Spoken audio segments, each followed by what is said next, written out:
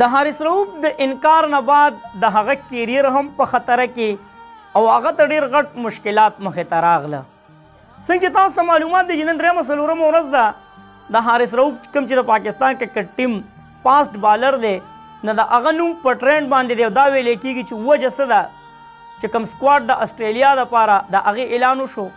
نو ده ولې انکار وکړو چې زه ټیسټ نه لوبوم او زه نه ځم اسټرالیا ته. په هغې باندې ډیټیل سره تاسو سره معلومات مخې تکدمه خو لاول دې سیر کې تاسو ته ښکاري محمد شامي ویلی دي چې یاره زما چې کوم په ICC ورلډ کپ کې پرفارمنس دی بهترین پرفارمنس دی نو د هغې نه د پاکستان چې څه کلاړیان دي چې هغوی دا خبره نشي ازمولی او زما د دې پرفارمنس نه هغوی خوشحاله نه دي. نو اول خو دا د ځان سره نوټ کړئ څنګه چې تاسو په دې ورلډ کپ کې د دوی په دې فاینل کې حالات وکتل بیا چې کله د هغوی هغه انعامات تقسیمېدل نو دوی داسې ګرځېده ته به روحونه پکې نشته تش بوتان ګرځي ځکه چې په آخري فاینل کې د دوی پرفارمنس تاسو وکتو. دوی کې یو کار دی چې کله دوی پرفارمنس ونه کړي او دوی ته پته یي چې یاره اوس لکه څنګه چې په فاینل کې دوی کوم کردار وکړو نو د چې کوم عوام دي د هغوی هغه د توپونو رخ چې کوم دی د دوی ته مخامخ شو او هغه د لفظونو چې کومه ګولاباري ده نو هغه د انډیا په ټیم باندې شروع و خپل ملک والا پې وکړه. نو دوی کوشش کوي چې یاره اوس دغه چې کوم د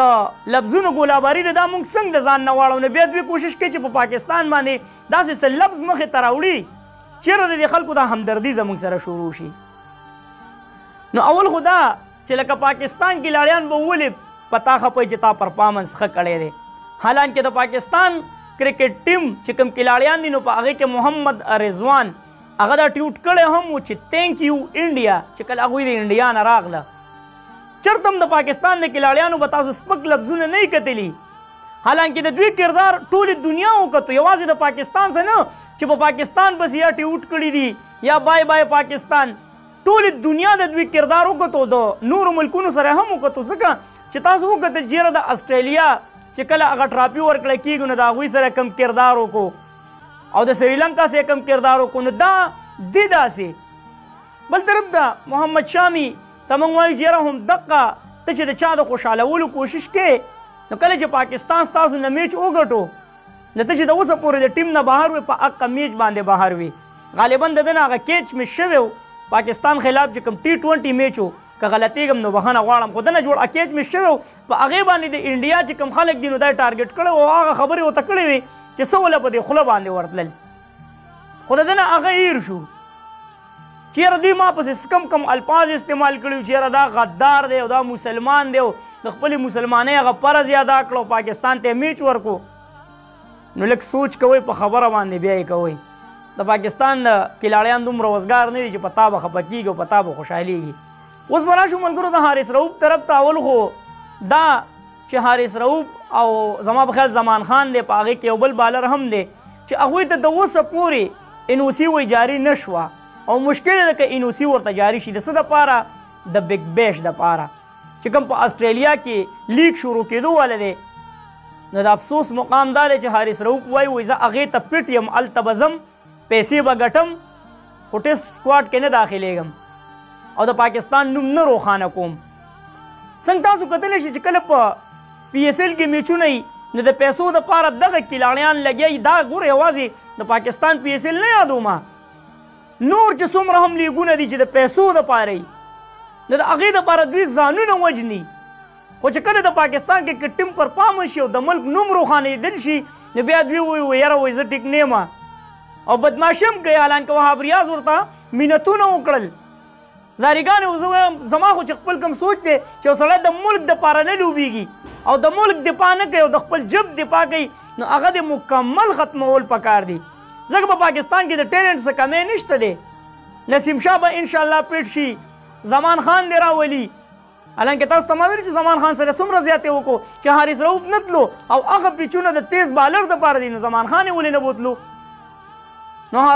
NOC ورته نه جاري کېږي او ښه خبره ده چې ورته نه جاري کېږي چې اړوله ور نه کړي او دلې یو سبق ورکړي اکثر تاسو کتلي دي ګوره څنګه چې وقاري نه سو غالبا که غلطېږم نه چې هغه ویل زه نیم اسټریلیین یم او نیم پاکستانی یم ما ته چې څوک د پاکستان په نظر نه ګوري چې زه سوچه پاکستانی یم ولې چې بالې دلته یاد کړی دی چلې دلته یاد کړی دی او چې کله یو مقام ته ورسي نو بیا وایي پاکستان په چاره وستی پرېږدې